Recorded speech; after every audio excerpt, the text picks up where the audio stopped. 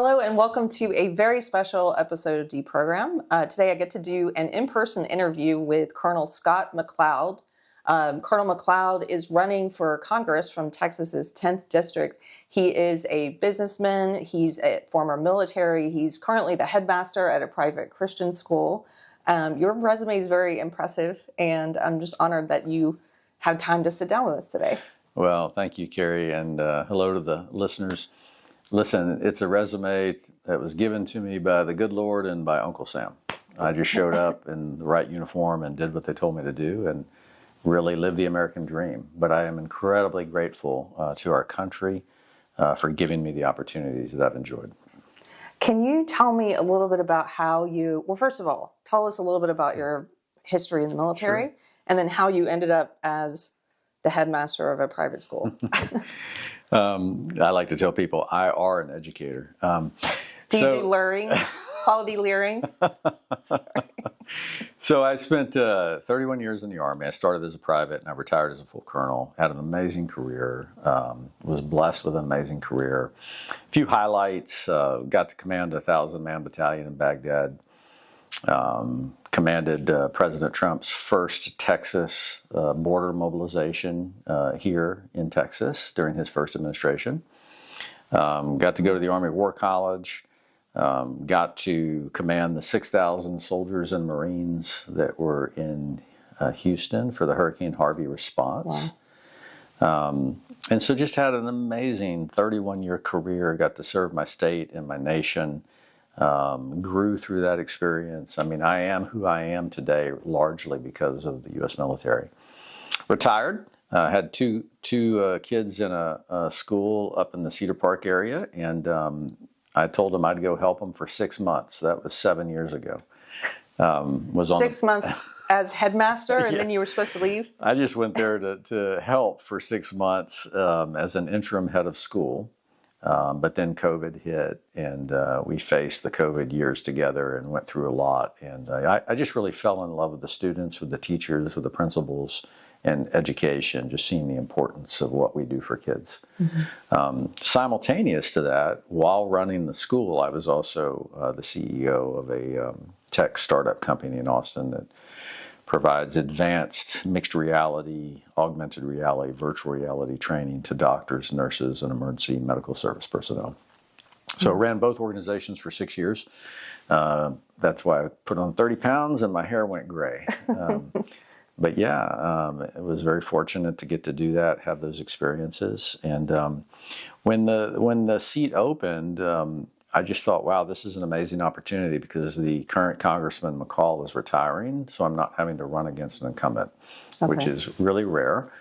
And I just wanted to throw my name in the hat. I've served my country for 3 decades, and I really feel blessed to have received the training and experience I've received, and I'd like to offer it back.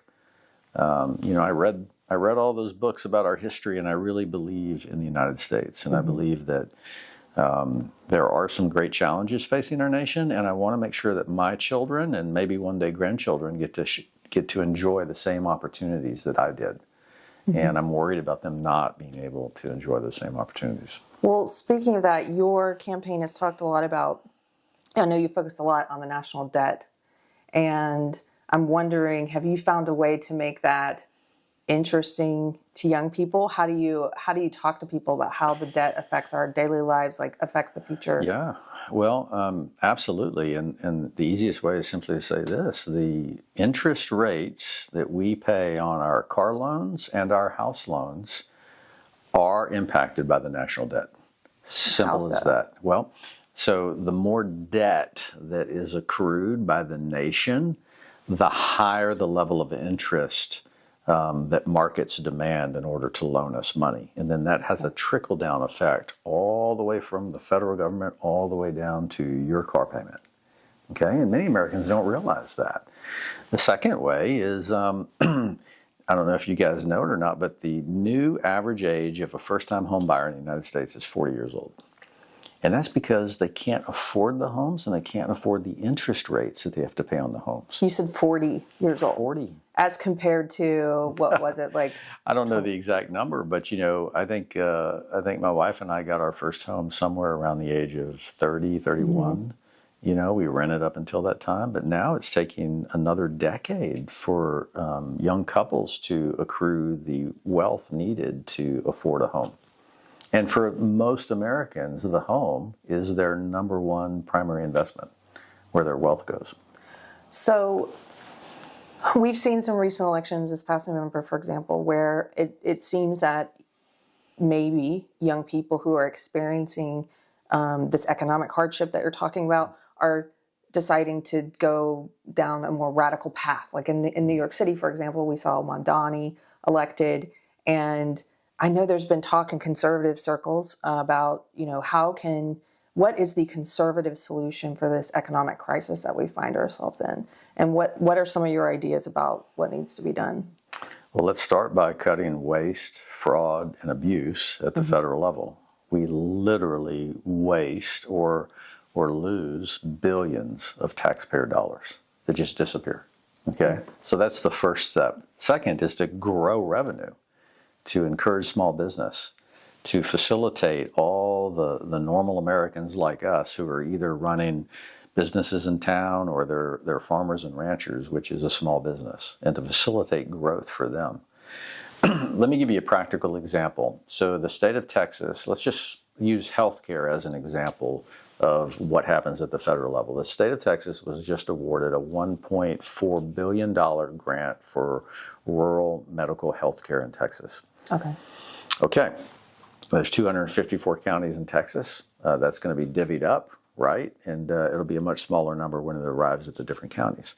My question is, maybe it could have been a $2 billion grant or a $3 billion grant or a $4 billion grant to the state of Texas and the other states, instead of sending billions of taxpayer dollars overseas. Yeah. Okay, so if you were to go to Trinity, Texas, on the far east side of my district, you'd find out that the Gulf Coast Medical Center, their small hospital, closed just a couple of years ago. The reason it closed was because the federal government, had these bureaucratic requirements that the hospital couldn't meet. So now those people don't have access to critical life-saving care, level 1 trauma care. That grant money could have been used to keep that hospital open. Yeah. And so an entire community does not have the same level of healthcare access that you and I have. And, that can be life-threatening. If they're in a car accident, they have to be able to stay alive until they get to the next large town. If you and I are in a tragic car accident because of where we live, we're probably going to get really good medical care quickly. Right. So that's just an example of how waste, fraud, and abuse prevents our taxpayer dollars from being spent to better our lives as opposed to, foreign entanglements overseas. Right. And not just foreign. In the news recently, in the past month, there was a lot of news about the fraud in Minnesota. That's, this daycare scam that's been happening. And there were estimates I saw before the news, changed overnight to something else. But there were estimates I saw around, in the billions of dollars. And some of that's taxpayer, it's state money, but also federal money. Do you think that there's a problem that people just don't understand how much of our tax money is going to fraud? If more people were informed, people would be talking about it, or? Well, and I think that's one thing that DOGE revealed, right? It revealed the scope and the extent of the waste and the fraud and the abuse. It's just shameful what's happened in Minneapolis. And, I think the problem is the government has become so big. Who can really understand the complexity of the modern day bureaucracy that exists in DC? Yeah. And so we've got to shrink it. We've got to make it smaller. We've got to cut off the fat, and we've got to lean it out a little bit so it can just take care of our basic essential needs. But it's so big and so complex that most people just don't understand. And I think that's where waste and fraud and abuse really take part or occur, because they don't have the oversight necessary to ensure that it doesn't. And then, quite frankly, you've got a lot of blue state political leaders who are in on it, who are benefiting from the fraud and the waste and the abuse. And that's shameful. I mean, those are our taxpayers. You and I sent dollars up to D.C. that went to Minneapolis so that, these leaders can become rich. Yeah. It's shameful. Yeah, and court, different demographics. Well, speaking of Minneapolis, it's all over the news right now. The riots that are happening, the insurgents, the conflict between these protesters and law enforcement agents, ICE. What are your thoughts? You have a background in Border Patrol and immigration. Like, what are your thoughts on currently the state of national security as it pertains to how President Trump is handling the immigration problem? Listen, I just saw a headline. They now believe that up to 3 million aliens have left the country, either have self-deported or been deported by the Trump administration. So we're now actually in a negative number for immigration, which is the first time ever. It's amazing. When you say negative number, you mean more leaving than coming in? Yes, it's phenomenal. Wow. The very thing that Democratic leaders told us couldn't happen is happening in front of our eyes. This is what many of us voted for. Okay. Listen, again, we're compassionate. The United States has always welcomed, folks from all over the world. But we want them to come legally and to really assimilate into our culture, to accept our values and abide by our laws. In relation to the tragedies that have recently occurred up there, first, they're tragedies. Mm-hmm. And I think that if you were to ask, those who were recently shot, and if you were to ask the agents who shot them if they could go back and do it all over again, I bet you both parties would say yes. Mm-hmm. We wish we could do it all over again. But the challenge for us on the sidelines is that we're trying to interpret what came down to split-second decisions that the federal agents had to make. And it's incredibly difficult. And so I think that you've got to go back to the state and the city leadership that was basically encouraging its populace to go out and interfere with, to impede with law enforcement operations.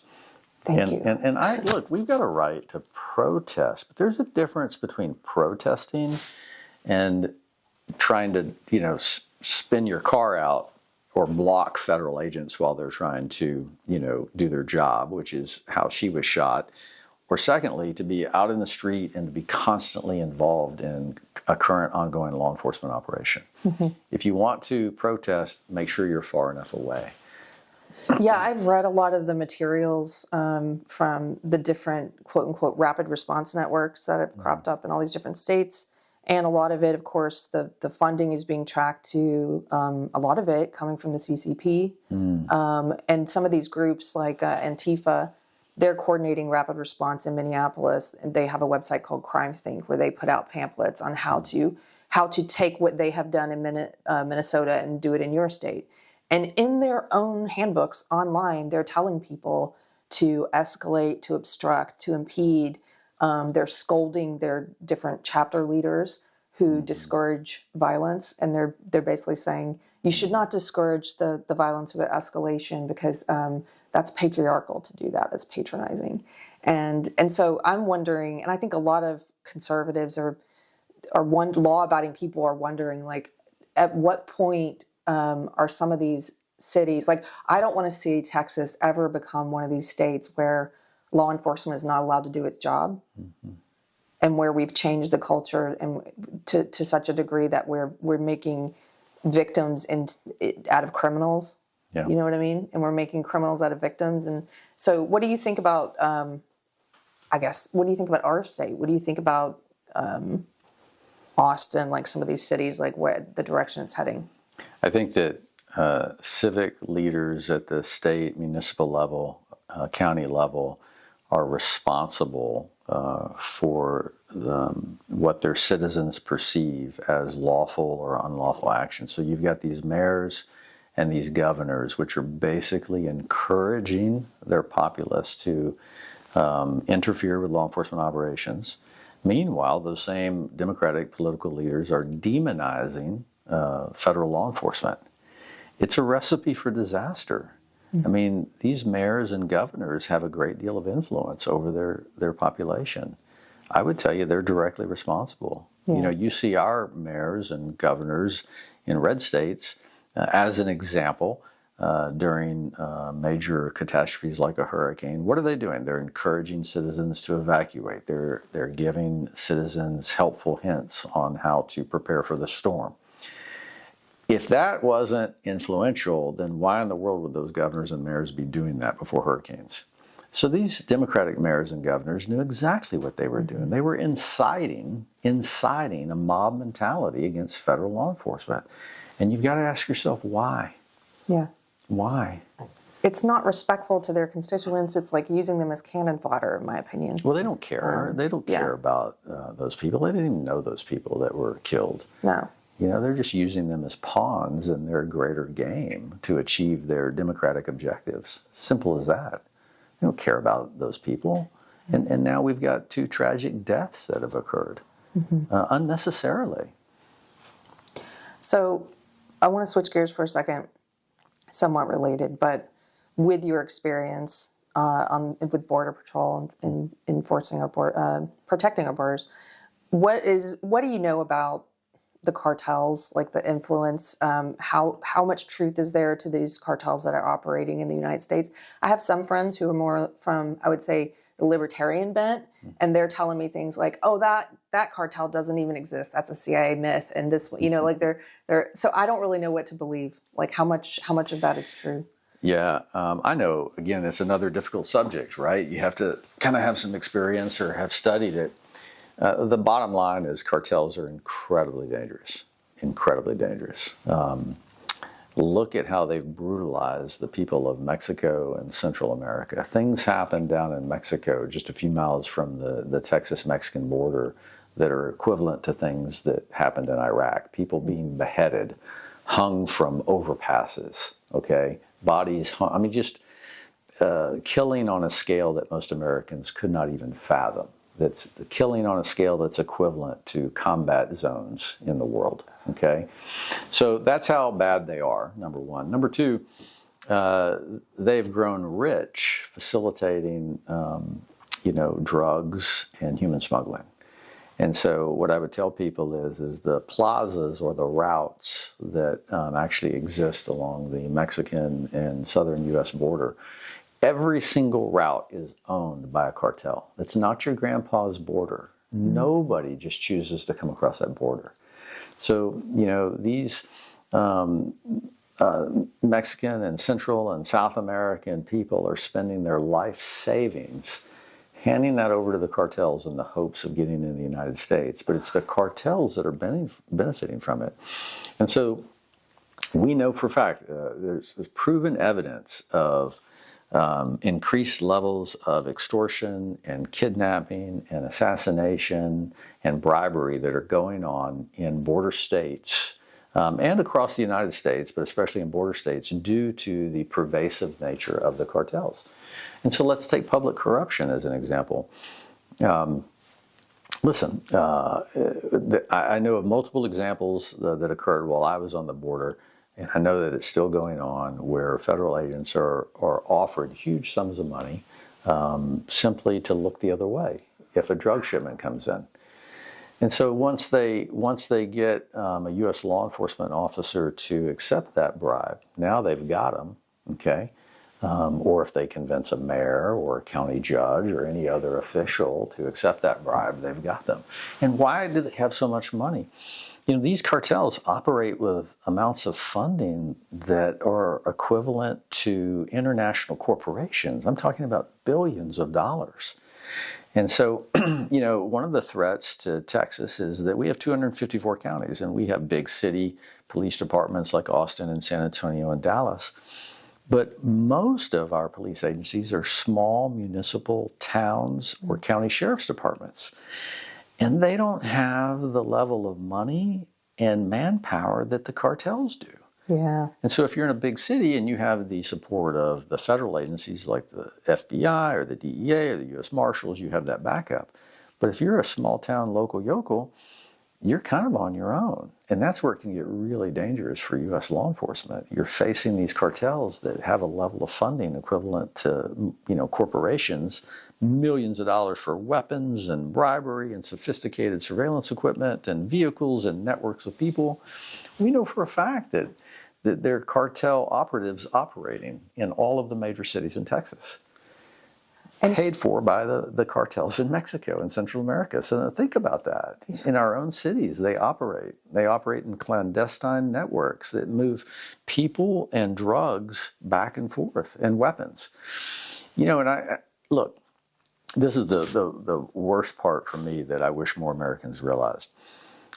Prior to President Trump shutting down the border, we knew that historically there was about 40,000 slaves brought into the United States each year across our southern border.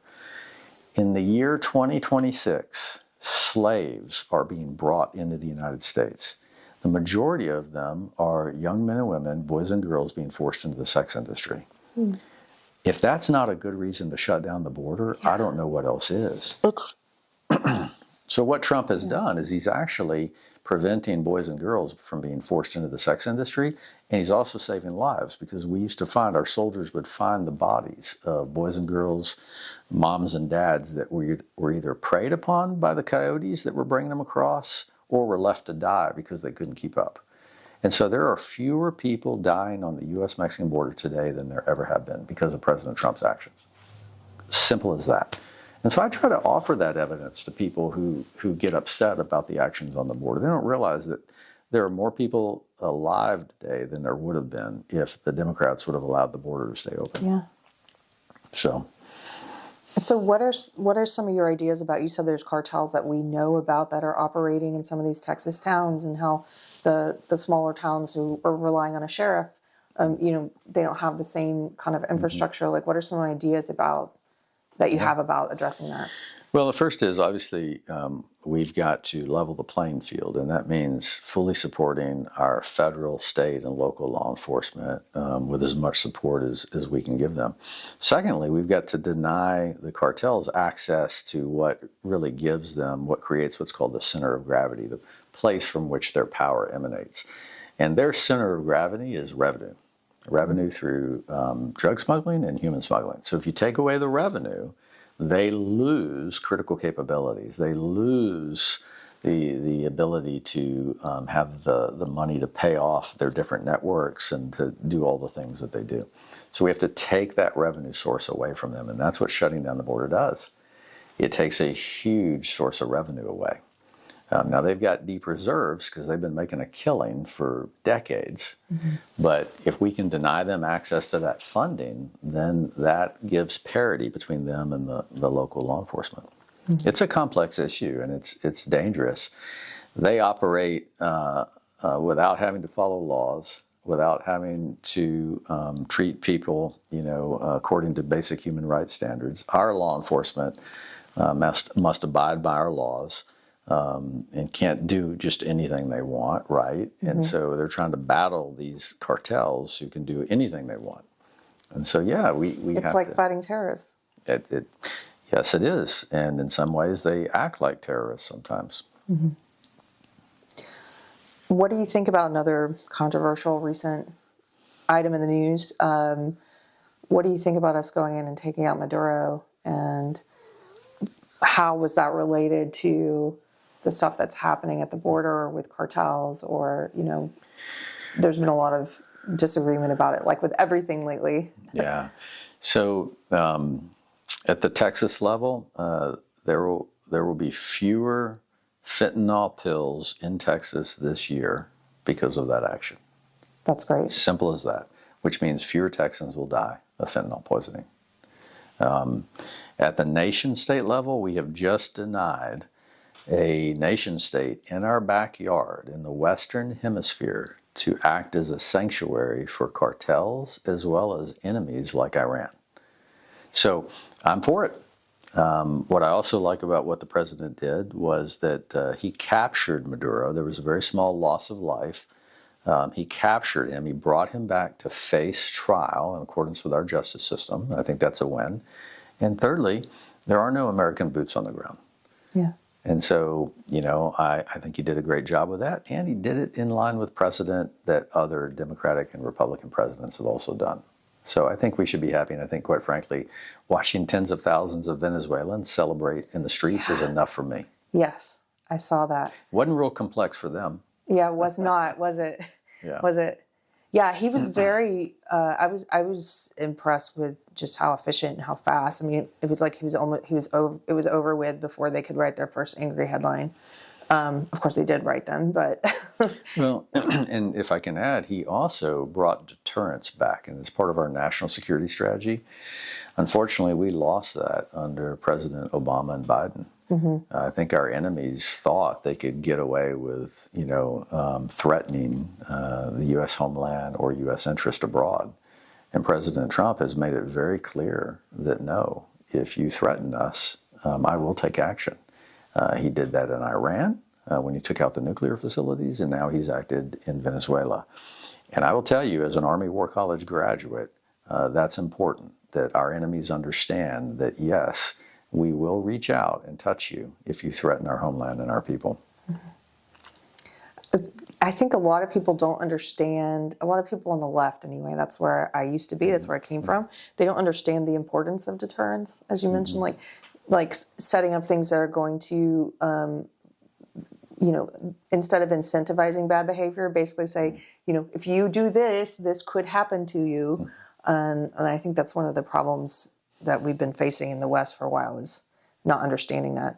I wanted to move on to something that's more local, to Texas. There's a lot of farmers, a lot of ranchers here, and what's happening with the farmers across, not just in Texas, but globally, is something that my husband and I kind of loosely follow. We get to travel every year or so with his music to Europe, and there's been a lot of encroachment, I would say, there on farmers' rights, and large corporations like BlackRock coming in and buying up their land, and regulations that make it impossible for them to continue farming. What are some of the challenges that you think farmers and ranchers are facing in the U.S. or Texas specifically? That's a great question. 96% of U.S. farms are family farms. 96%. Wow. I wouldn't have guessed that. Yeah. So these are basically small business owners, right? And here's the bottom line. Do we want to keep the safest and most abundant and highest quality food, most affordable food in the world that we currently enjoy today? Do we want to continue to enjoy that, or are we willing to put that at risk? Because you and I can go down to the local grocery and get anything we want, anything we need. Where did that come from? It came from American farmers. So let's use the current state of beef in the United States as an example. You and I are both paying higher prices for beef right now. Okay? Why? Why are we paying that? Because drought has affected the national cattle herd, and it's down 3 to 4 million head of cattle. And so that decrease in supply is causing you and I to pay higher prices for beef. Mm-hmm. Okay, this decrease was caused by drought. What if it was caused by more and more farmers and ranchers going out of business? Yeah. Are we willing to pay those higher prices because we have fewer farmers and ranchers, because the federal government didn't try to ensure that we retained this incredible food supply? Yeah. This is not just a local issue for you and I on what our monthly grocery bill is. It's a national security issue. There's 4 elements of national power: diplomacy, information, military, and economic. Having a safe and dependable and affordable food supply is key to our economy. It's no different than having affordable fuel, right? It's a lot better for Americans if we're paying, $2 a gallon than $4 a gallon or $5 a gallon. In the same way, it's a lot better for Americans if we're paying fair prices for food as opposed to exorbitant prices. Right. So, this didn't just happen. This is because men and women wake up on farms and ranches across Texas and other parts of the United States every morning, and they go out and they grow the food and raise the livestock we need to have this incredible food supply. And so we shouldn't take it for granted, not at all. And I think we've got to protect it. And, when we're helping farmers, we're not just throwing subsidies at farmers because they can't operate as efficiently as farmers in other parts of the world. That's not the case. What we're doing is we're protecting our nation's food supply. We're protecting their ability to continue to take care of us as citizens. And we've got to recognize that, unless you and I just want to continue to pay higher prices. No, not at all. And also, so I saw a couple of, I guess, short episodes about what was going on in the UK with the farms there, for example. And I had no idea. Now, this is not a stat about the US. I don't know how it compares here. But in the United Kingdom, most of the family farms there, they were saying that they were bringing home a profit of around I think it was $32,000 a year or something like that, which blew my mind. I just assumed it would be more. And so in the UK, they were trying to hit farmers with these exorbitant taxes, like if they the estate taxes, if they pass it on and try to keep the farm in the family. That's why a lot of them are being forced to sell. And so I'm glad you're thinking about this when it comes to the U.S. because I think that could be a looming crisis. I mean, issues here in Texas that currently negatively affect our farmers, things like eminent domain, the state taking land. I talked to Is that still a thing? Oh, yeah, absolutely. We talked to a cattle rancher in Grimes County who lost a pasture that was critical to his cattle business. And he basically told me, he said, because of that, I can't overcome these tight margins and I'm just going to have to shut it down. Wait. So for anyone who doesn't know, eminent domain, I haven't heard this term since college, but it's basically like when the government comes in and they say they're going to take your land because they need it for government purposes, right? So most common, they want to build a road. They want to build a highway. Second, they want to put in a power line. And so those are normal ways that the state will take over property, but they do it. And sometimes it doesn't affect the landowner in a severely negative way. But in this example, this man would just eventually just shut down his business because it so impacted him. So, things like that. Water shortages is a big deal. In our district, you got several counties, Burleson County, Brazos County, where their water is being shipped off to large urban areas. So how do they maintain their farms? How do they maintain their ranches? Power generation is another issue. So again, these, you go out into the rural, this district is 70% rural. These guys have real challenges just trying to feed us. Mm-hmm. We're not making it easier for them, and we need to. Yeah. Because it will translate into higher food prices. And how would you like to go into a grocery store in America and start seeing empty shelves? Yeah. Because we didn't think strategically enough about how to support farmers and ranchers. There's another issue affecting farmers in Texas that I wasn't familiar with until I was preparing a little bit for this, and it's called the New World screwworm. Do you know about this? Absolutely. So that's an example of a threat that's coming. It originated south of the border, and so we've had to lock down the border and really stop livestock transfer from south of the border into the United States. And look, this could devastate our cattle herd. If it's not brought under control, if we can't get ahead of this, it could devastate our cattle herd. It would be yet another example of why you and I, might not be able to afford beef anymore. Mm-hmm. How do you feel about eating beef that's made in a factory? Synthetic beef. I'm not into the Bill Gates, the faux meat. Yeah. No. I mean, absolutely. We should not take these things for granted that we've been able to take for granted so far because of the American farmer. Yeah, I agree. Hallelujah. So I hear in this race, when does early voting start? Oh gosh, it's in a few weeks, 22 February. Okay. And you are running against Elon Musk's personal, is it his personal lawyer? Yes, I'm running against Elon Musk's personal lawyer. So you've got Elon's lawyer and Trump's border commander, and that's the decision that the voters of District 10 get to choose between. And, I think, look, I've met him, and we're very cordial to each other, but at the end of the day, we have very different backgrounds, mm-hmm. And I think we offer the voters an amazing contrast.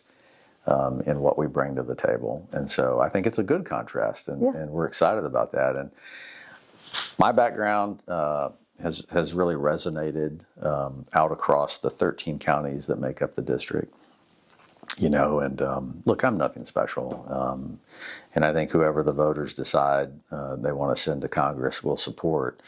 But I'm super excited about the traction I'm getting and the response I'm getting from county judges and county sheriffs and local party leaders and, influential business leaders and civic leaders. And I think it's because, the greatest compliment I ever got, Keri, I'll tell you this, was a lady who walked up to me and said, "You don't sound anything like a politician. You don't. I'm going to vote for you." And then she handed me a small check. And so, I couldn't have asked for any more when I started this. I've never run for office. I'm not a lawyer. I'm not independently wealthy. And so this is all I could hope for, was to offer my resume to the people of Texas and the United States. And it's been so humbling to get that type of feedback across the entire district. Well, I have to agree. You, and when you say nothing special, well, I think you're unique, though, when it comes to people who are running for office. You have just an amazing resume, like all the different things you have experience in, and then also you come off as very approachable and humble and like in it for the right reasons.